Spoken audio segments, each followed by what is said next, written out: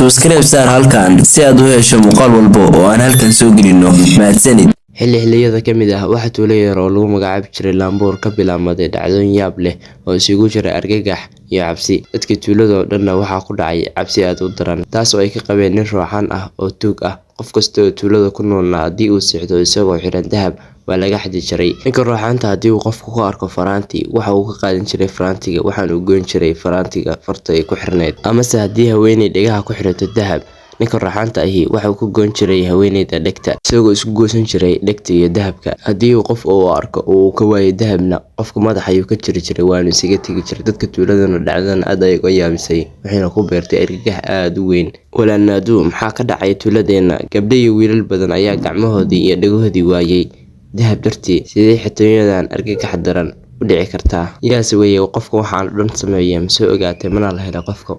Sidoo kalena booliska ma loo sheegay? Arrinta waa arrin musiibo ah, waxaana la sheegay inuu jiro nin ruuxaan oo dadka cuna dhagahana ka goostay dahab dartii, balse booliska maysan helin. Anaguna waan ku raad joognaa sidaan usoo heli lahayn. Niyadana khayr u sheeg, adiguna dhankaaga ka baar oo wixii xog ay heshid ila soo socodsii. Ninduu iyo saaxiibkiis ayaana kala tegay. Ninduu ayaana wuxuu soo aaday dhankii gurigiisa. Markii gurigiisa yimid ayuu xaaskiisa ku yiri, tuuladan oo dhan waxaa ka socda hadal ku saabsan tuuga siyaabka leh ee ruuxaanta ah. Xaaskaygay, adigu waxaan ku sheegayaa haddii uu ninkaa ku yimaado oo ku dhaho dahabka sii, hana ku dhihin waa kuu diiday, dahabkan iska sii, dahab waa la helayaa xaajiyo.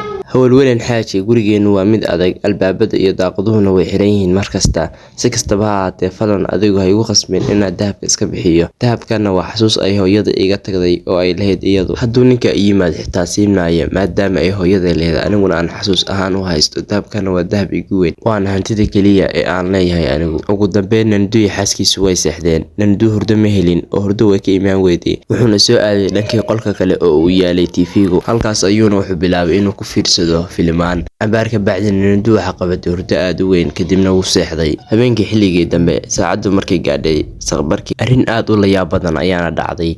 Xaaskii Nanduu ayaa waxay aragtay dhegteedii oo go'an iyo afarteedii farood ee gacanta bidix oo go'an. Aad ayayna u argagaxday, waxayna bilowday inay aad u qeyliso oo ay u cabsato ninkeedii Nanduu. Kadibna Nanduu markuu maqlay qeylada xaaskiisa isagoo cararay ayuu soo aaday dhankii xaaskiisa. Nanduu ayaana arkay xaaskiisa oo dhegta jaran iyo afarteedii farood gacanta bidix. Aad ayuuna u naxay markuu arkay waxaas, wuxuuna ka qaaday qalbi jab aad u weyn. Hore Soomaali u tiraahday cagta joogsan weynaa marbay cib la kulantahay. Gacalis, anigu maanta dhan waan kuu digayay, waxaana ku idhaa hadduu ninka ruuxaanta ku yimaado uu ku dhaho dahab ii sii, dahabka inta u bixis dhegta sii. Hadda dhegtaadii wataa, afartaadii faroodna waa kuwa. Maxaa hadda sameeyaa? Dahabkii kaa tegay, dhegtii kaa gooday, farihiina waa kaa go'ay. Maxaa hadda kuu samayn karaa Gacalis? Gacaliyo waxaa la rabay in hadalka qaato laakiin sorry. alla macadalka ay u qaadan waaye Gacaliye. Xaaskii Nanduuna waxay bilowday inay oydo. Oohintaas darteedna dariskii oo dhan waxay iskugu yimaadeen xaafadii Nanduu. Qof walba oo dadka tuulada ka mid ahna wuu argagaxay markuu arkay waxa meesha ka dhacay. Dadka qaar waxay yiraahdeen waxa hore uga digay gabadhan inaysan dahabka isku xiran. Alla hadday dhacdana oo ay xiratana ninka hadduu u yimaado ay dahabkiisa iska siiso, aysan isku dhijin. Haddaba ka dhegtiina ka go'day dahabna ma hayso, haddana waa khasaarta. Walaadanka maxaa niga gal? Horta yaan soo galay gurigeyga. Waxa niga go'ay iyo waxa ka dhacay maxaa idinka gal walaalayaal? Xaafadiina ku ekaada, martaba xaafadayda iyo xaaskayga ninka wax ka sheeday anigu arko 5 xabood baa maskaxda niga dhufanaya. Kadibna Nanduu wuxuu wacay dhakhtarka. Intaas kadib Moodi, mid ka mid ah dadka tuulada, ayaa wuxuu la yaabay sida Nanduu xaaskiisa tuuga ugu soo galay gurigan adag oo ahaa mid daaqadiisu adag yihiin, albaabadiisuna adag yihiin. Gurigaagu waa mid adag, albaabada iyo daaqaduhuna waa kuwo aad iyo aad u adag. Sidee buu tuugu kugu soo galay? Waa su'aasha ilaa ay hadda aan isweydiinayo. Nimanka tuulada iyo Nanduu ayaa waxay arkeen god aad u weyn oo ka qodan sariirta hoosteeda. Godkaasina wuxuu ka yimaaday dhabarka guriga ay deganaayeen Nanduu iyo xaaskiisu.